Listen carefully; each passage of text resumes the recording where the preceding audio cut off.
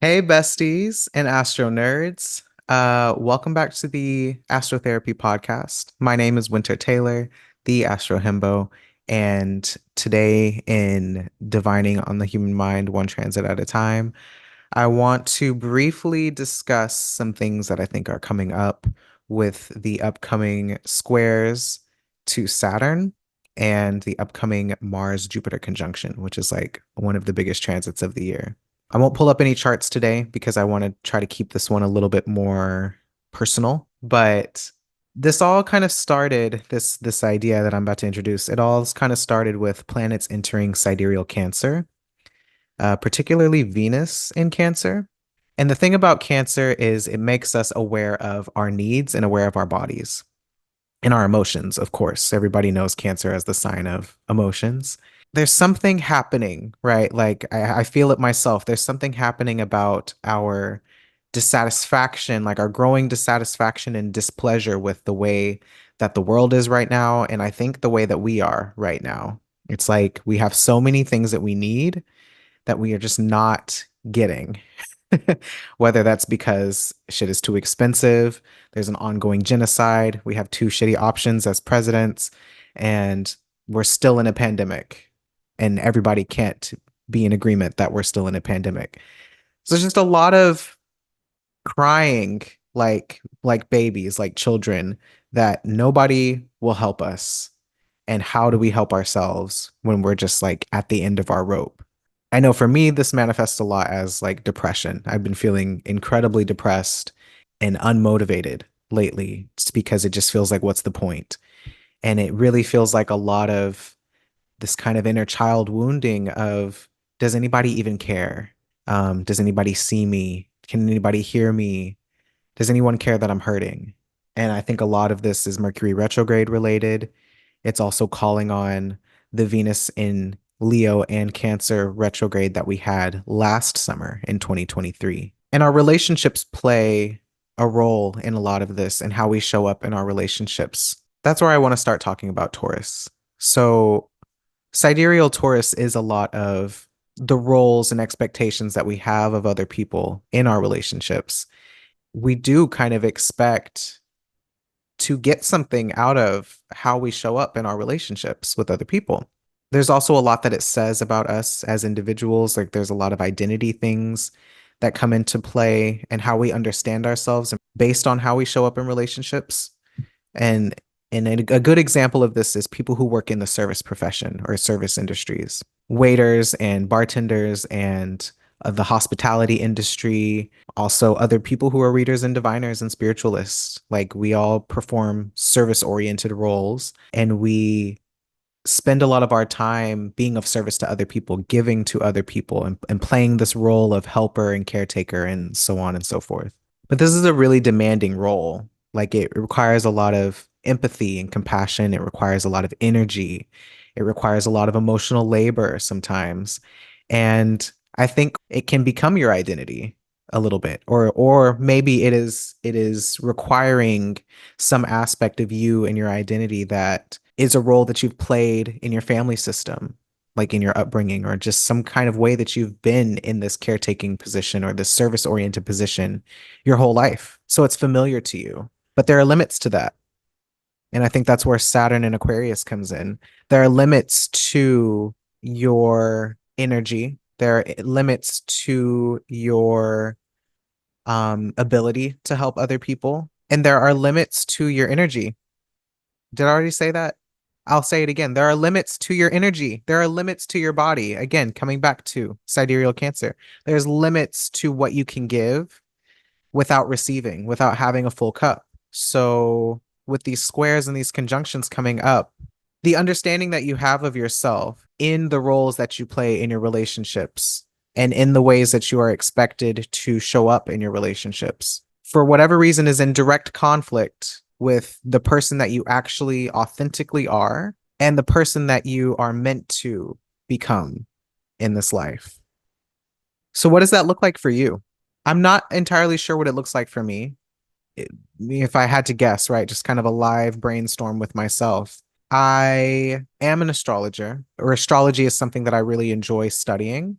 And I also really enjoy helping people. I also get a lot of satisfaction out of watching and facilitating other people's growth and progress. And I also like the challenge of learning something new all the time, or I like challenging myself intellectually. And I don't take very good care of myself. I live by myself. I spend a lot of time alone. I don't really sit with my feelings very often because I'm doing so much emotional labor for everybody else through coaching and through astrology, astrotherapy, that I forget about myself a lot. And taking care of myself begins to feel like an obligation, like I'd rather just sit and space out or scroll social media and tweet more and scroll TikTok. And I'd rather do a lot of things that kind of end up resulting in me ignoring myself when there are other things I could be doing that I enjoy that feel good to me. I could be going to the gym more often, which, going to the gym is another thing that isn't necessarily pleasurable in the sense that it's easeful and restful. It's still very demanding on me physically. So that's not even a good option. Mountain biking, kind of the same way. It's hard for me to do a leisurely mountain bike session, where I actually stop and enjoy the woods. But I do like to play video games sometimes. I like to play The Sims. I actually used to play the piano for a long time, and I also learned how to play guitar, but I don't have any of my instruments here. I used to write for fun. I used to write stories when I was really young, like fiction stories or novels that were kind of based on real life events, and I would just distort the reality of it and make it into something a little bit less realistic. I binge watch reality TV shows. I have so many other things that I could be doing that aren't necessarily productive, but that are creative and that just feel good to me. And I think it can be hard for me to tap into the creative part of myself without making it into something that needs to be of service to everybody else. So there's like a part of myself that I don't get to express, right? That people don't get to see, that I don't even get to engage with because I'm so busy focusing on my business and focusing on my work that I forget to play, that I forget to enjoy things, that I forget to make time for myself and for what feels good to me. So that's one way that me being of service and being in this role as an astrologer, as an astrotherapist, is in direct contrast or in direct conflict with just my personhood. And that starts to feel like shit. It starts to feel like an identity crisis of, man, who am I when my books aren't full? Who am I when I'm not doing readings, when I'm not doing podcasts, or whenever I'm not creating for the purpose of work? Who am I whenever other people aren't witnessing me and validating me and supporting me, honestly? And so I wonder that for you too. Or maybe that's something you could ask yourself, like, who am I whenever I'm not showing up for everybody else? Who am I whenever I'm not being of service or whenever I'm not playing this role of the good brother, the good sister, the good father, the good daughter, the good mother, or the good coworker, the good boss, like a good boy or a good girl or a good man or a good woman or a non-binary person or queer person or whatever. Like, what are all of the identities and labels that you do identify with that do feel like you? And how does trying to show up as that role, like the best version of that role, get in the way of you just being you? And how does caring for yourself, nurturing yourself, and actually responding to your needs, how does that allow you to remember who you are? How does that help you show up more authentically in these roles that you play? And how does that change your understanding of yourself? In fact, how does that expand your understanding of who you are and what's possible for you in this life? I think maybe the action step or the thing that you can try out to really facilitate this experience within yourself is to give yourself the care that you give to everyone else, to really like allow other people to give you the care that you want to receive, like naming it and asking or inviting other people to show up for you in that way. Because guess what? If you are the type of person who loves to be needed by everybody else and to care for everybody else, like why would you rob somebody else of the experience of caring for you and giving to you in that same way? That's kind of rude, isn't it?